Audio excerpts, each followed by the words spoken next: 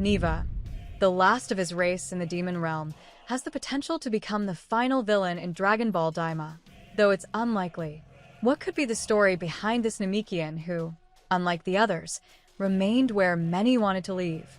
Perhaps he stayed due to an intense search for power, challenging the natural laws of his race.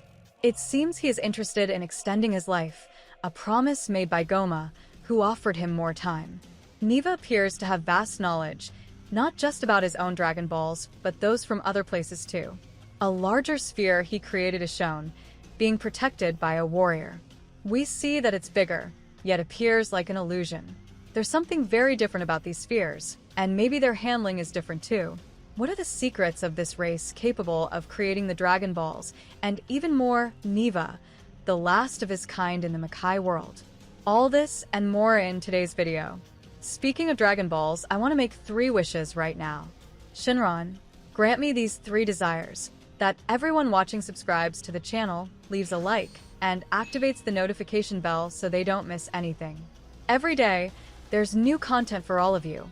Comment below your opinion on Neva and what to expect from him, and once again, let's jump into the video. The Namekians, or Namex, are a race of green alien beings with antennae, known for their special abilities and strong spiritual connection.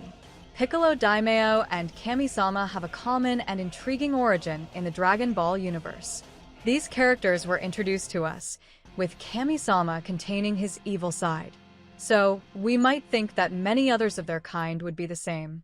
However, there were many good Namekians, and looking back now, we can draw a comparison with the new character in Dragon Ball Daima, Neva. He remained in the Makai realm alone after all the others migrated to the outside world.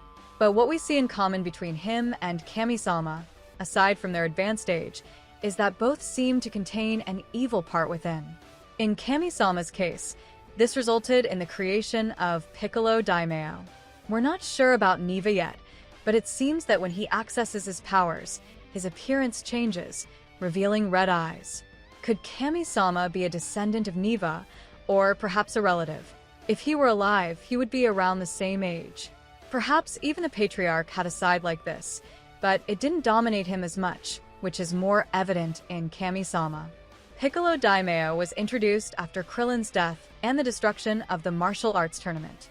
He was revealed to be an ancient evil entity sealed away by Mutato, mutant Rashi's master, using the Mafoba technique. His main motivation was to conquer the world and take revenge on those who sealed him. He sought to gather the Dragon Balls to restore his youth and full power. Piccolo Daimao was cruel, merciless, and power-hungry, wreaking havoc and killing many important characters along the way. Kami-sama is the benevolent counterpart to Piccolo Daimao. They were originally a single Namekian being who split into 2 entities due to his desire to become the Guardian of Earth. To purify his heart, he expelled all the evil within him, creating Piccolo Daimao. Kami-sama became the Guardian of Earth, a benevolent being who protects the planet and guides its inhabitants. However, his connection with Piccolo Daimao means that he also carries a part of that darkness within him. After Piccolo Daimao's defeat, he reincarnated as Piccolo Jr., who initially sought revenge on Goku but eventually redeemed himself and became one of the most important Z warriors. Later, during the Android Saga, Piccolo Jr. fused with Kami-sama to face even greater threats, combining their strength and wisdom to protect the Earth. This duality and evolution make Piccolo Daimao and Kami-sama complex and fascinating characters, reflecting themes of good and evil, redemption and sacrifice. This seems to align well with the new character Neva, who may have a similar dynamic. But why does he choose to remain in the Makai realm? It's an interesting question to explore. Perhaps it's a force limiter, where he grows stronger but becomes more corrupted the longer he stays in the Makai realm. It could be a similar situation to what Kami-sama went through, preferring to separate from his evil form to avoid being hindered by it. Given that we're about to talk about the Dragon Balls, we'll have something clearer to put on the table. In the premiere of Dragon Ball Daima, which threw a lot of new information at us, alongside new revelations and characters, we were introduced to what seems to be the new king of the demon planet. With him comes a burning desire to rule, and the mention of Earth's Dragon Balls, which he observed in the video. Following this, We're introduced to the demon spheres created by Neva, the Namekian. On one side, we have Zalama with the Super Dragon Balls, representing the power of light, and on the other, we have this parallel of a dragon entirely wrapped in darkness. After all, when they talk about the powers of the spheres, they mention good and bad wishes, leading us to believe that these spheres would be like those in Dragon Ball GT, at least in terms of containing something evil. But even so, I don't think they'd go entirely down that path. I'm talking about releasing dragons. It could be more like containing an enemy, maybe even a hateful dragon that might want to destroy the Makai realm. That's why Neva created the protectors of the spheres, and not even did Jisoo or Goma dared to try to take them, as there was the one-star sphere, and he couldn't do anything to obtain it. As for their creation, we don't have much information, but the spheres are linked to the desires of their creators. The Dragon Balls are powerful artifacts in the Dragon Ball universe, created by divine beings to grant wishes.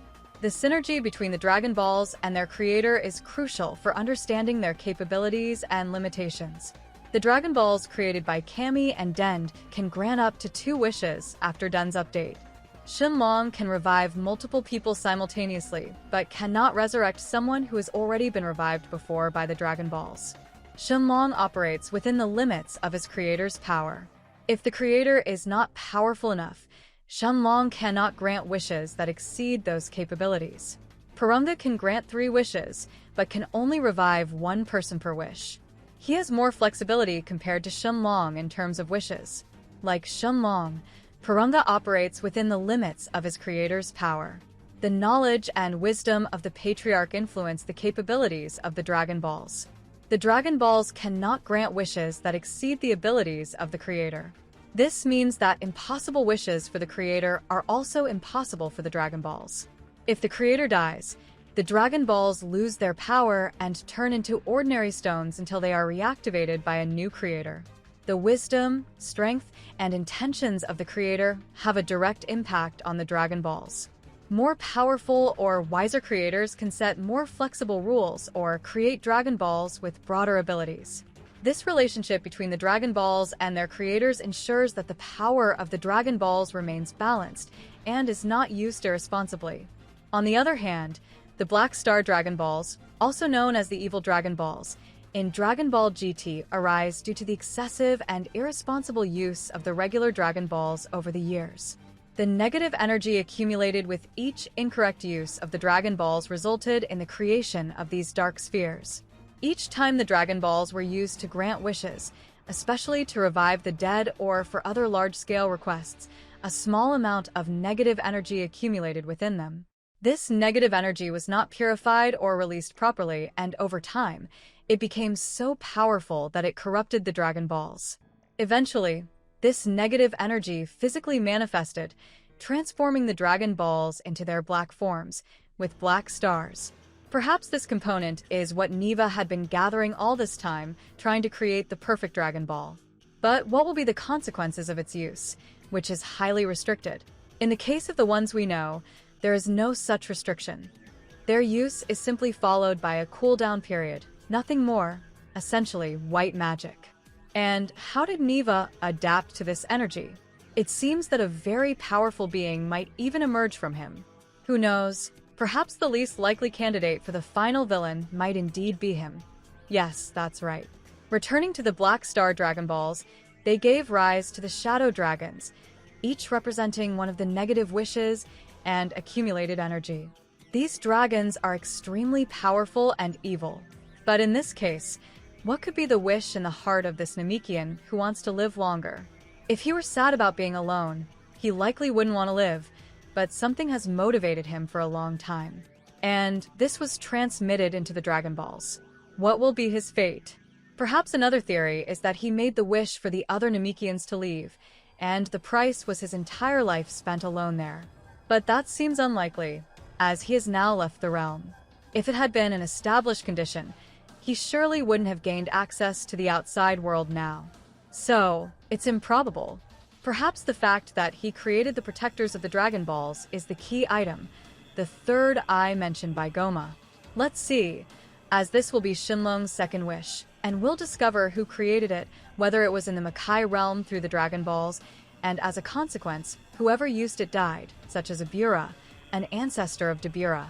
Well, that's it for today's video, everyone. Thanks for staying until the end. Comment below your opinions about Neva and what could happen. Until next time.